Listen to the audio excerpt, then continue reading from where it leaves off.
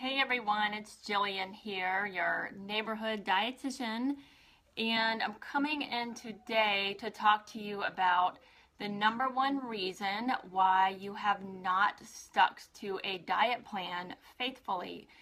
And this is really coming from my experience with counseling people on those months after months when they come to see me, and yet again they have not followed through with what they said they would follow through. And that number one reason is perfectionism. And you probably know what I'm talking about when I say that, because you have probably done this before. And what I mean by this is you have it all laid out. You have this plan designed, this picture perfect plan. It's awesome. You know that if you follow it to a T, you're going to lose weight. And chances are you don't need a dietitian to tell you what to eat, because most of you, let's face it, you know what healthy eating means. You know what it means to, hey Megan, hey Lauren, thanks for joining. You know what it means. You know that it's not good to eat donuts for breakfast. You know that it's not great to go to McDonald's for lunch. You really don't need me to tell you that. So you've got this picture perfect plan laid out, or maybe you've done a popular diet and it's pretty well laid out for you. The problem is life comes in your way every single day, and something's going to throw you off track. So your alarm clock's going to go off and you're going to hit snooze too many times, and then breakfast gets thrown out the window. You get a flat tire on your way home from work and dinner plans get ruined. Or you just don't feel like cooking what you had planned. You get called for a lunch meeting and they're serving you something that is not on the diet plan. And this perfectionism mentality is what throws you off the plan. So what I mean by that is you've got the plan A, and plan A is that diet that is picture perfect. The sun is shining, birds are chirping, everything goes your way, and life is perfect.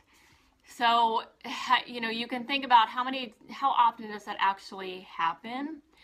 And statistically, life is perfect about 5% of the time.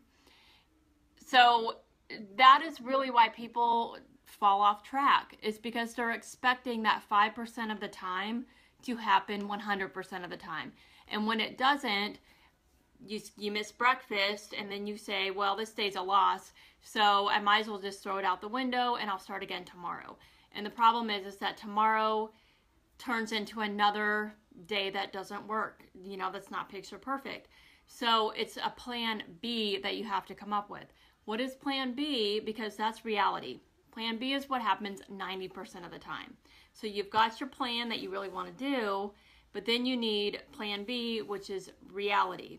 So this might mean, okay, so I have my eggs, my whole wheat toast, my piece of fruit. That's my plan A breakfast. But what's going to be my plan B for when I don't have time for plan A? And that might mean a protein bar. I have a protein bar and a banana that I'll grab out the door. Or I'm going to pre-pack my breakfast so I can grab it and eat it at my desk when I get to work. That's plan B. That's reality. 90% of the time that's going to happen. So you might want to eat for 20 minutes sitting at the table at home in peace, but that's only going to give you're only going to have 5% of the time to do that. So plan B is 90% of the time. And now what about plan C? What's that other 5%? Well, that's when the whole day just goes to hell and nothing works out. So you overslept your alarm clock. You forgot to pre-pack that plan B breakfast.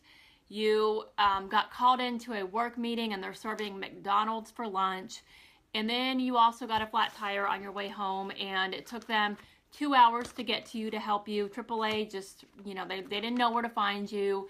And now it's 9 p.m. and you're getting home, and pizza it is. That's what plan C is. So that's only going to happen 5% of the time. So, but have an idea of how you're going to handle it.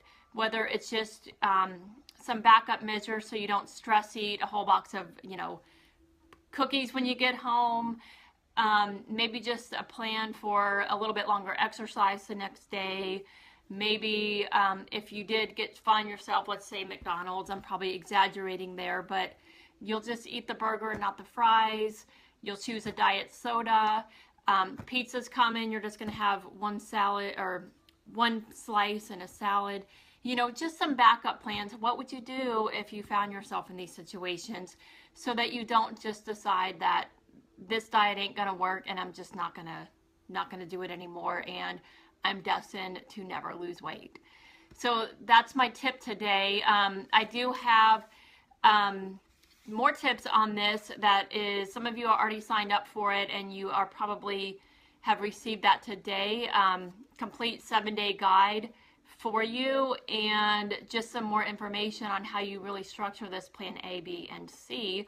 So if you don't have that yet, I'll post the link in the comments here on how to get that. So have a great afternoon, and I will talk to you all tomorrow.